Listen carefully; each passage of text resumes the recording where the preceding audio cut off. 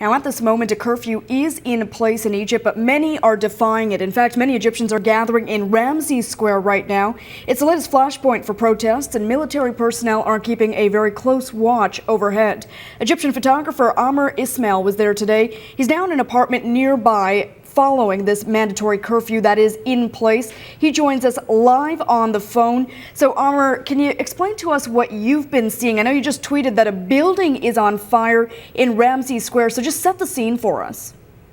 All right. Hello there. At first, I would like to mention that after the Muslim Brotherhood or the pro-Morsi sit-ins was cleared by the armed forces about 2 days ago, the Muslim Brotherhood called for a march of anger or a mass protest around Egypt. So about thousands gathered before the Friday's prayers in the mosque, and just after the prayer ended, they rushed. They took to the street, and it was peaceful until a police station near the square was stormed and attacked by the protesters.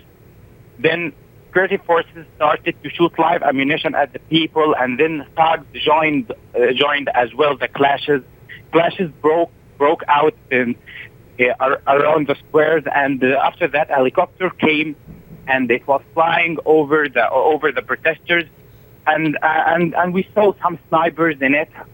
They were targeting not only protesters, but they were targeting as well the photojournalists and the foreign correspondents to foreign news agencies in Egypt. Yeah, you've been working alongside some of these foreign correspondents with Reuters and BBC. You mentioned reports that their safety may be in jeopardy. So why are they being targeted? Can you explain? And are journalists now in hiding as a result of this?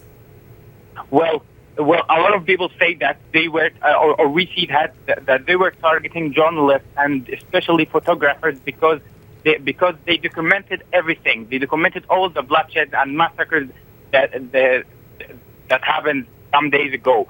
So they don't want, or that we are saying that they don't want the truth to come out. They don't want the truth. They don't want the world to see what's exactly going on in Egypt. And who is it that's targeting the journalists? Yeah, they were targeting. Who is it? Which side is targeting? Snipers and thugs. Snipers and thugs. And I see that those are funded by the security force. You know, security force are funding thugs in order to attack journalists, and after that, people have nothing to blame, or there's no one to be blamed. You know, that's all. And given the death toll that we've seen rising in this, there are reports now as many as 700 people have been killed this week in these clashes in Egypt. What is the support like for the Egyptian military? Is it still strong? Yeah. I see that the Egyptian military is still strong, but unfortunately, it has lost some of its reputation. You know what?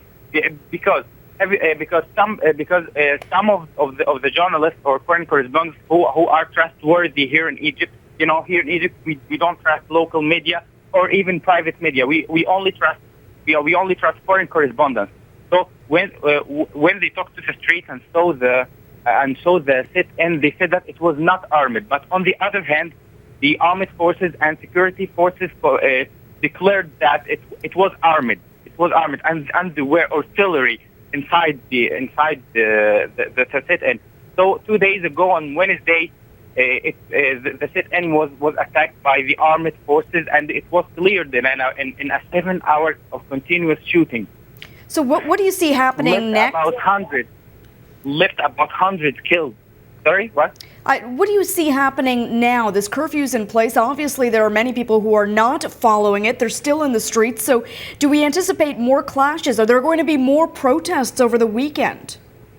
Yeah. The Muslim Brotherhood has called for continuous mass protests over the week, and unfortunately, the Muslim Brotherhood leaders don't want to go on talks or negotiations with any other rivalry until, as they say, the democracy course is restored.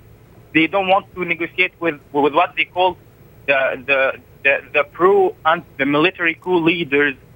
Unfortunately, we can see no settlement or no agreement in vision right now. All right, certainly seems like it is going to be a prolonged situation, more clashes to come. Amr, I'm glad that you are safe right now, and hopefully it stays that way. Thank you very much for joining us. You're welcome. You're welcome. Thank you, Amr. That is Egyptian photographer Amr Ismail joining us from Cairo.